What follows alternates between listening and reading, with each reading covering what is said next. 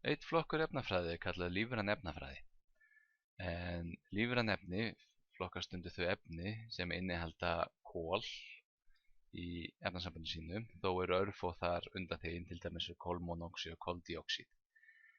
En lífræn efni eru ákaflega fjölbreytt og flókin efnasambönd vegna þess að kolefni hefur alveg gríðarlega fjölbreytta tengimöguleika.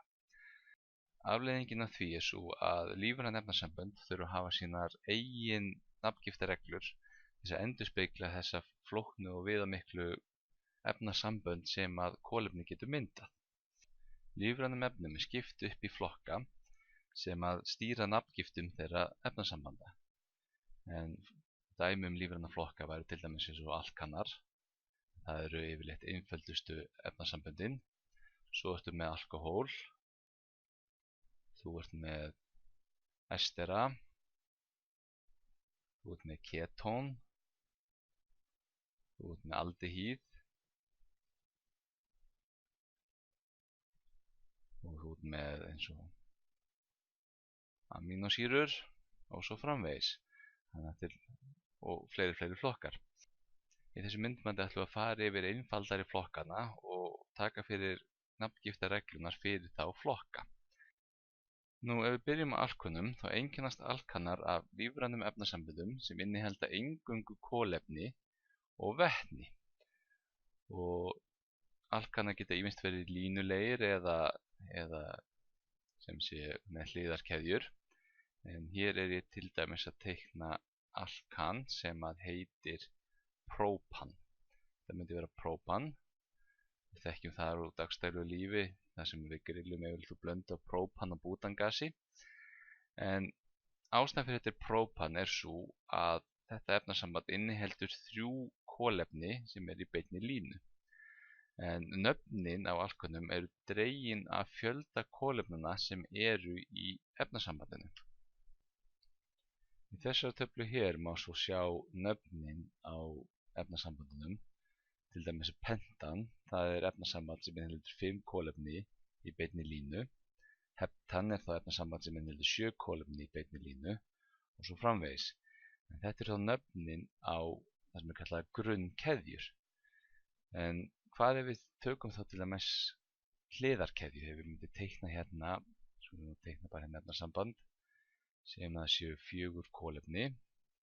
Oft þess að flýta fyrir þá eru vetnin ekki teiknuð inn á. Þetta er einfaldlega bara gengið út frá því að ef það er svona bein lína og ekki tar í endan, þá er gert ráð fyrir að hér sé vetni. Og ef við hér til dæmis með eina svona keðju og svo teiknaði kolefni hér og annað kolefni hérna, þá er þetta efnasamband sem að myndi heita pentan. Það segir grunnnafni væri pentan og ástæðan fyrir því er sú að við eltumst alltaf við lengstu keðjuna sem við finnum. Hér er ég með 1, 2, 3, 4 kolefni, en ég ekki talið 1, 2, 3, 4, 5 kolefni hér í beinni röð.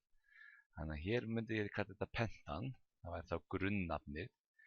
En hvað með þetta hérna kolefni? Hvað með það? Þetta er það sem að kallast hliðarkeðja. Þannig hér erum við með 5 pentan, 5 kolefni í sem sé beinni línu og svo 1 kolefni á hliðarkeðju.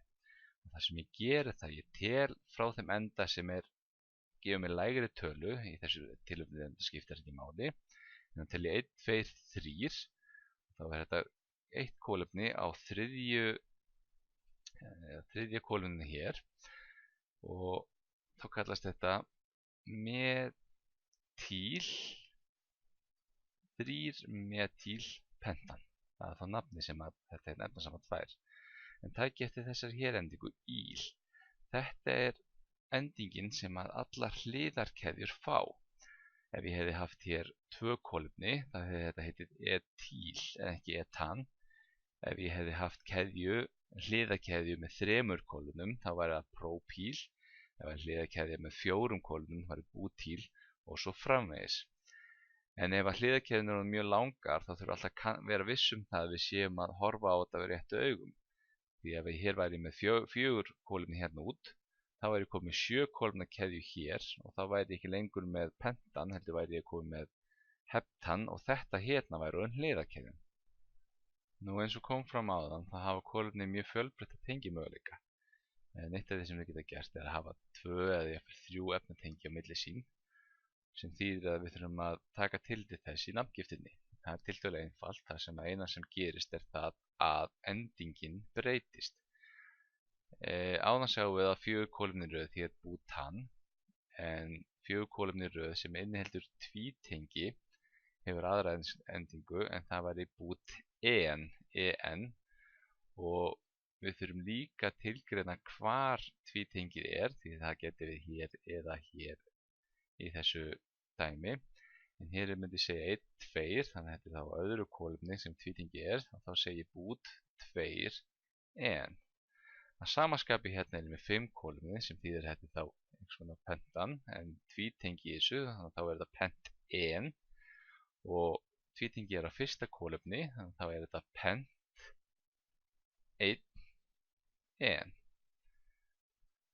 Kolefni geta líka verið með 3 efnatengi, og þá myndi endingi vera ín, og þetta væri þá hérna bútín, og það sem að þrítengi er á öðru milli annars og þriðja kolefnis, þá er þetta bút 2-ín, svona á þennan máta.